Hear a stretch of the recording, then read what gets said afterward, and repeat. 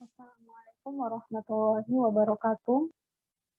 Selamat siang rekan-rekan semua. Hari ini kita akan melanjutkan materi kita di kuliah kimia analitik. Hari ini kita akan membahas apa sih larutan buffer itu.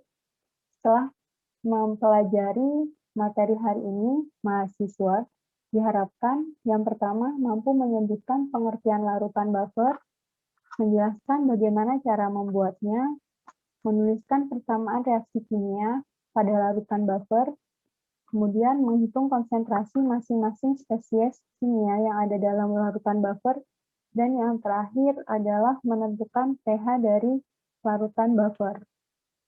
Nah, apa sih larutan buffer itu? Larutan buffer merupakan campuran dari asam lemah dan garamnya untuk buffer asam, atau campuran dari basa lemah dan garamnya untuk buffer basa. Atau bisa juga diartikan campuran dari asam lemah dengan basa konjugatnya dan juga basa lemah dan asam konjugatnya. Nah, buffer ini secara harfiah diartikan sebagai penyangga. Kenapa sih bisa berfungsi sebagai penyangga? Jadi maksud dari penyangga ini adalah larutan ini dapat mempertahankan pH dalam rentang tertentu ya, ketika ada penambahan sedikit asam atau sedikit basa sampai melewati kapasitas buffer. Jadi ketika kita tambahkan terlalu banyak asam atau basa yang akhirnya melewati kapasitas buffer, maka pH dari larutan tersebut bisa berubah karena sudah melewati kapasitas dari kemampuan buffer tersebut. Nah, di sini contoh dari larutan buffer bisa dibuat dari campuran asam asetat dan juga garamnya, yaitu CH3COONa. Nah, kita lihat apa sih reaksi yang terjadi dalam larutan buffer tersebut. Nah, di dalam larutan tersebut terdapat dua macam reaksi. Yang pertama adalah ionisasi atau disosiasi dari asam asetat. Jadi karena sifatnya lemah, dia disosiasinya sebagian ya, membentuk CH3COO- dan juga ion H+. Nah, sedangkan garam yang kita tambahkan, dia dapat terdisosiasi secara sempurna menjadi CH3COO- dan juga ion Na+.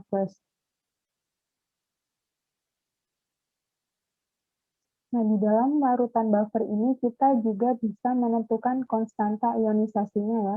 Nah, konstanta ionisasi yang bisa kita cari kalau contoh ini adalah konstanta ionisasi dari asam lemah asam asetatnya. Yang bisa kita tuliskan yaitu perbandingan antara spesi yang ada di produk ionisasi CH3COOH yaitu CH3COO- dikali konsentrasi H+ per konsentrasi dari CH3COOH-nya.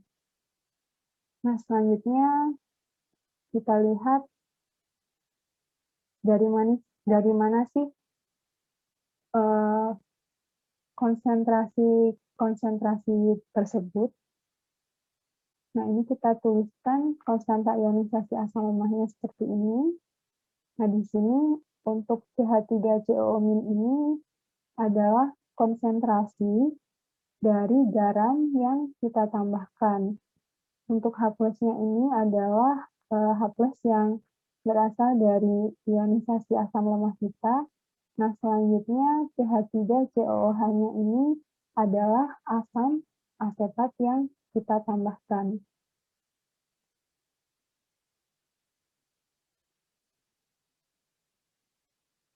Selanjutnya, ini bisa kita lihat apa saja sih spesies-spesies kimia yang ada di dalam suatu larutan buffer. Kalau di sini contohnya adalah buffer asam lemah Ha yang dicampurkan dengan basa konjugatnya yaitu amin. Nah, jadi di sini konsentrasi-konsentrasi yang ada di dalamnya, konsentrasi-konsentrasi spesiesnya itu cenderung tetap ya, makanya nanti dia dapat bereaksi dengan asam atau basa yang ditambahkan. Jadi di sini kalau kita punya asam, sebenarnya dia juga bisa bereaksi dengan H2O ya, tapi karena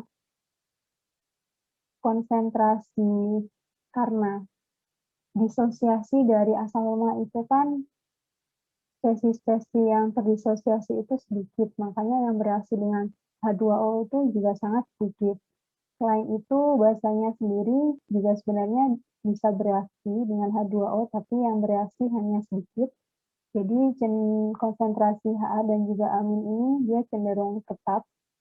Selain itu, Ha, asam lemah dan juga basa ini kan sebenarnya bisa juga mengalami suatu reaksi. Nah, tetapi kalau kita lihat di sini reaksinya itu hanya pertukaran ion saja ya, pertukaran pasangan. Jadi Ha ini dia menjadi amin, sedangkan amin ini dia menangkap satu hal menjadi Ha. Nah, di sini bisa kita lihat ya spesies-spesiesnya ini konsentrasinya cenderung tetap. Makanya dia dapat berfungsi untuk menyangga ketika ditambahkan basa ataupun asam dalam jumlah sedikit. Nah, di sini bisa kita lihat bagaimana cara buffer tersebut mengatasi asam dan juga basa untuk mempertahankan pH tertentu. Jadi katakanlah di sini kita punya contoh buffer tadi ya, dari buffer asam asetat. Ketika kita tambahkan basa atau O-hamin, maka O-hamin ini dia nantinya akan bereaksi dengan H+ yang berasal dari asam lemah ini, sehingga membentuk H2O dan juga CH3CO-. Nah, sedangkan ketika kita menambahkan asam ke dalam larutan buffer tersebut, maka H+ tersebut akan bereaksi dengan garam CH3COO- dari garam CH3COONA membentuk asam lemah CH3COOH, sehingga pH dari larutan tersebut akan tetap ya, atau berubah sedikit dengan adanya penambahan asam ataupun basa. Kita langsung ke latihan untuk pemahaman buffer.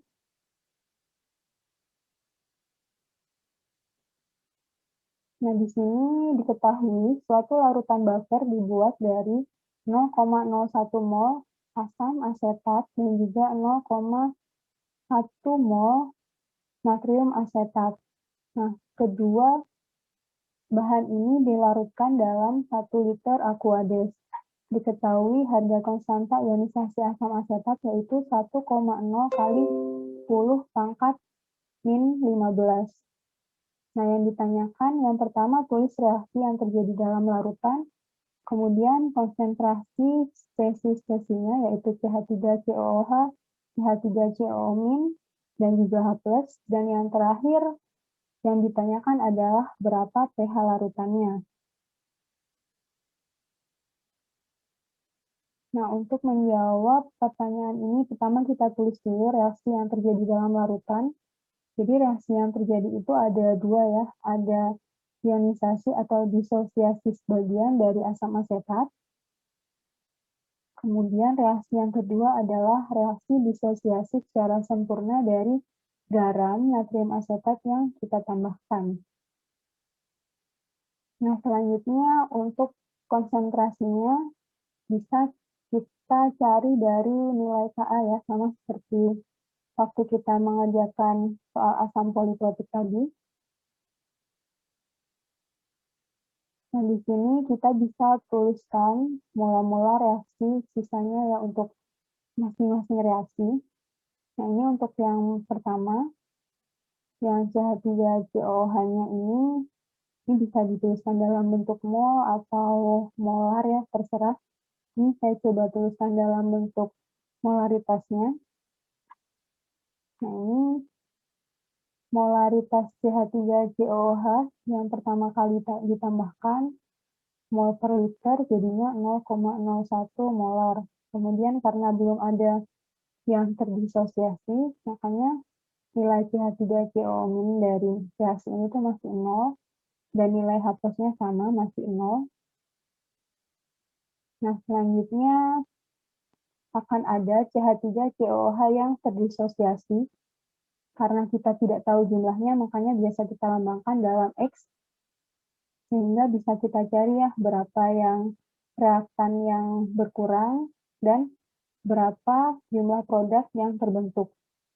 Nah, selanjutnya untuk yang CH3COOH itu karena dia reaksinya sempurna ya, bisa terdisosiasi secara keseluruhan, makanya kita tuliskan saja untuk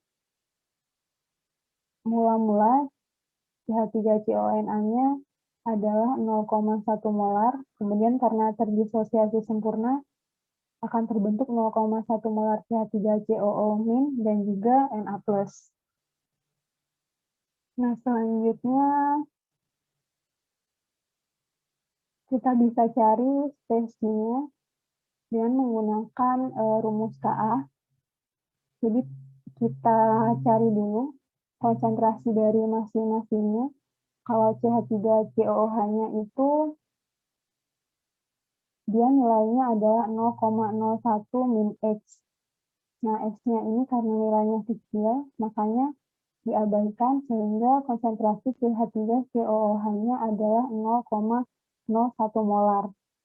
Nah, untuk CH3COO-nya, di sini bisa kita lihat ya, baik asam asetat, asam lemah maupun garamnya itu dia dapat menghasilkan spesies CH3COO-.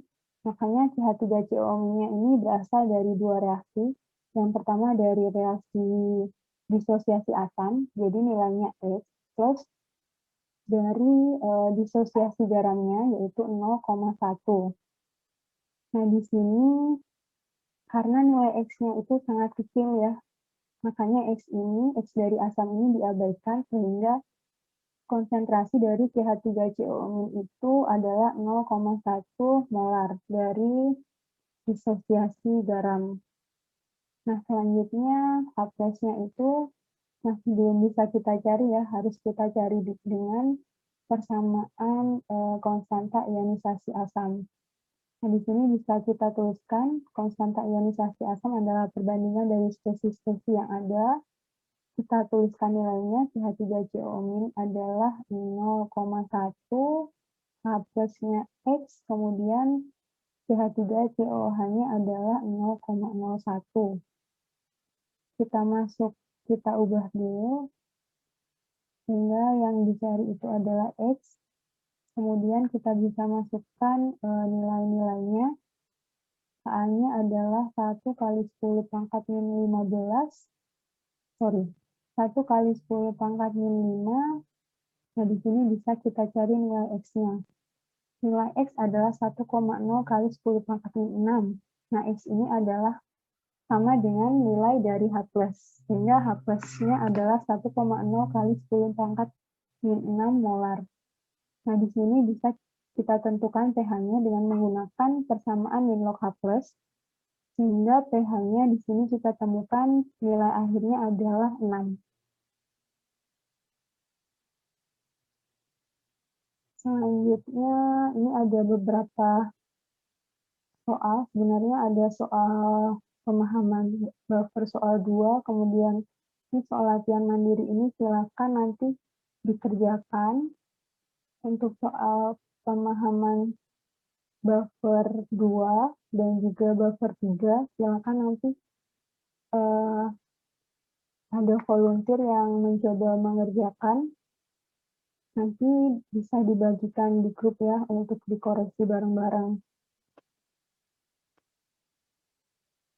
Selanjutnya kita akan melihat bagaimana sih pengaruh penambahan asam dan basa ke dalam larutan buffer. Nah, di sini contohnya masih tetap buffer asam asetat, buffer asam lemah.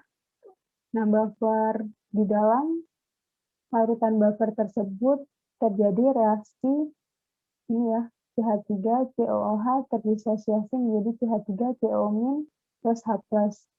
CH3COOH-nya ini berasal dari asam lemahnya, kemudian CH3CO-nya ini berasal dari disosiasi garamnya. Bisa kita tuliskan konstanta ionisasi asamnya seperti ini. Nah, ini adalah reaksi yang terjadi ketika kita tambahkan H+. Nah, ketika kita tambahkan H+, maka H+ tersebut nantinya akan bereaksi dengan spesi CH3COO- yang berasal dari garam ya, sehingga membentuk CH3COOH. Jadi kalau ada reaksi seperti ini, ionisasi CH3COOH dengan penambahan H+, maka kesetimbangan akan bergeser ke arah CH3COOH. Nah, ini untuk reaksinya tadi ya, H+ dengan CH3COO- dari garam, dia akan bergeser ke arah pembentukan asam lemah CH3COOH. Ini untuk penambahan asam. Nah, bagaimana jika basa yang ditambahkan? Nah, ketika ada basa yang ditambahkan, basa OH- yang ditambahkan, maka basa tersebut akan bereaksi dengan CH3COOH, membentuk H2O dan CH3CO-. Untuk reaksinya seperti ini ya. Jadi penambahan garam itu, garam OH-, yang kalau di reaksi ini itu OH- akan bereaksi dengan H+ ini. Sebentar. Nah, jadi kalau dalam reaksi yang ini ya, OH- yang kita tambahkan itu nantinya akan bereaksi dengan H+ dari hasil ionisasi asam asetat. Nah, karena H+ ini kan dia diambil untuk bereaksi dengan OH-, makanya konsentrasinya ini kan menurun ya. Makanya kesetimbangan reaksi itu akan bergeser ke arah pembentukan CH3COO-. Nah, karena ada dua reaksi ini, makanya pH-nya itu cenderung tetap meskipun ada penambahan basa ataupun asam.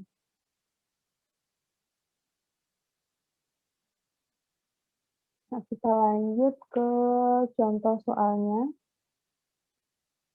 Yang pertama, suatu larutan dibuat dengan melarutkan garam CH3COONA sejumlah 2 gram ke dalam 0,1 molar asam asetat sehingga volumenya 500 ml. Jadi ini buffer asam lemah. Kemudian diketahui konstanta ionisasi asam asetatnya 1,8 kali 10 pangkat min 5. Yang ditanyakan adalah pH larutan buffer tersebut berapa, kemudian apa yang terjadi atau berapa pH-nya ketika ditambahkan 4 milimol asam dan berapa pH larutan tersebut ketika dicoba ditambahkan dengan basa sejumlah 4 milimol. Yang pertama, seperti biasa, silakan ditulis dulu info-info yang diketahui. Kemudian apa yang ditanyakan dan kita bisa menjawabnya. Yang pertama kita cari dulu pH larutannya. Jadi seperti tadi kita tuliskan reaksi yang dapat terjadi. Jadi reaksi yang terjadi itu ada dua ya, ada disosiasi asam asetat bagian membentuk CH3CO- dan H+. Dan juga ada disosiasi sempurna dari garam CH3COONA. Nah, ini mula-mulanya, ini saya coba tuliskan dalam bentuk molar saja. H3COOH-nya itu ada 0,1 molar, belum ada yang terdisosiasi di awal, makanya nilainya 0. Kemudian ada CH3COOH yang terdisosiasi tapi kita tidak tahu jumlahnya, kita lambangkan sebagai X. Untuk yang sisi reaktannya berarti dikurangi X, kalau sisi produknya berarti ditambah X. Nah, untuk garamnya, ini kita cari molaritasnya ya. Ini kita punya info mengenai beratnya, kemudian kita bisa cari infonya di internet yang mengenai berat molekulnya atau MR, massa molekul relatifnya, baik di buku atau di internet. Kemudian kita juga ada info mengenai volumenya, jadi dari situ kita bisa cari nilai molaritas dari CH3COONA. Nah, di sini molaritasnya bisa kita ketahui nilainya, yaitu 0,05 molar akan terdisosiasi secara sempurna membentuk CH3COO- dalam jumlah 0,05 molar juga. Nah, dari persamaan konstanta ionisasi asam, nantinya kita bisa cari H+-nya. H+-nya dipindah ruaskan terlebih dahulu. Nah, kita tinggal masukkan nilai-nilainya, Ka-nya berapa, kemudian CH3COOH-nya berapa. Ini 0,1 karena ini ya, CH3COOH-nya 0,1 X, X-nya sangat kecil diabaikan, kemudian CH3COOH-nya dari asam, X karena sangat kecil diabaikan, kemudian dari garamnya ada 0,05. Sehingga CH3COO-nya adalah 0,05 pada akhirnya. Kita hitung, kita peroleh H+-nya 3,6 kali 10 pangkat min 5. Dari sini bisa kita tentukan pH-nya berapa dengan menggunakan rumus min log H+. Nah, selanjutnya, berapa pH setelah penambahan asam 4 mmol? Nah, di sini tadi kita sudah bahas kalau ketika kita tambahkan asam, maka asam tersebut akan bereaksi dengan CH3COO- yang berasal dari garam yang kita tambahkan, sehingga kita tuliskan reaksinya seperti ini. CH3COO- ditambah H+ menjadi CH3COOH. Nah, kita tuliskan juga spesies CH3COO-nya dan CH3COOH-nya. Infonya dari yang diketahui yang di atas ya. Nah, di sini karena asam yang ditambahkan itu jumlahnya dalam bentuk milimol, maka saya coba ubah semuanya menjadi bentuk mol.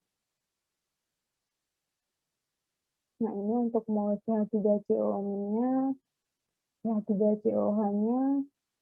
Nah, yang akan menjadi pembatas di sini adalah H+-nya yang kita tambahkan. Jadi, untuk yang di reaktan ini kita kurangi dengan 0,04. Untuk yang H+ ini habis bereaksi. Nah, untuk di sisi produk kita jumlahkan dengan 0,004. Nah, selanjutnya kita bisa mencari nilai H+-nya dengan menggunakan konstanta ionisasi asam. Karena yang diperlukan adalah dalam bentuk molaritasnya, maka mol yang ini tadi diubah lagi menjadi molaritasnya. Nilainya 0,04 dan 0,108. Kita bisa masukkan ke persamaan ini, sehingga diperoleh H+-nya 4,86 kali 10 pangkat min 15, dan pH-nya adalah 4,3. Nah, selanjutnya, apa yang terjadi atau berapa pH-nya setelah penambahan basa 4 mmol. Nah, tadi sudah dibahas, basa nantinya akan bereaksi dengan H+ yang berasal dari ionisasi CH3COOH. Sehingga bisa kita tuliskan reaksinya seperti ini ya. CH3COOH ditambah OH- menjadi CH3COO- plus H2O. Nah, sama karena infonya dalam bentuk mol, kita coba ubah semuanya dalam bentuk mol terlebih dahulu. Nah, di sini yang bertindak sebagai pembatas adalah OH-nya 0,004. Nah, selanjutnya dari bentuk mol kita ubah menjadi molaritas untuk nantinya dimasukkan ke dalam persamaan Ka ini. Nah, dari sini bisa kita peroleh H+-nya nilainya 2,96 kali 10 pangkat min 5 molar. Nah, di sini bisa kita tentukan pH-nya menggunakan rumus sin log H+. pH-nya 4,5. Jadi kalau kita lihat ya pH sebelum penambahan dan setelah penambahan itu perubahannya tidak signifikan. Jadi di sini buffernya masih bisa berfungsi, masih sesuai kapasitasnya. Jadi sebelum ditambahkan tadi